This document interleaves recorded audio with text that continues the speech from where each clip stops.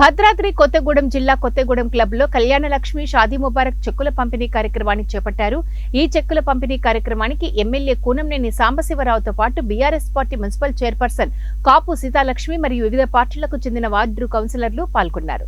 ఈ సందర్భంగా BRS party municipal chairperson మాట్లాడుతూ గత ప్రభుత్వంలోని కేసీఆర్ హయాంలోనే ఈ చెక్కులు మంజూరు చేయడం జరిగిందని, ముఖ్యమంత్రికి ఏ ఒక్క హామీని నెరవేర్చడం రాదు అని, ఇది చేతల ప్రభుత్వం కాదని మాటల ప్రభుత్వం అని తీవ్ర స్థాయిలో ధ్వజమెత్తారు. మన లబ్ధిదారులకు మనం అందజేసుకున్నామని గర్వంగా చెప్తా ఉన్నాను.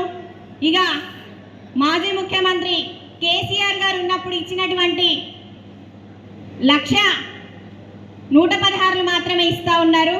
మన గౌరవ ముఖ్యమంత్రి వర్యులు రేవంత్ రెడ్డి గారు ఎలక్షన్స్ టైంలో తులం బంగారం ఇస్తానని చెప్పారు, కానీ అది ఈ రోజు వరకు కూడా ఇవ్వలేదు.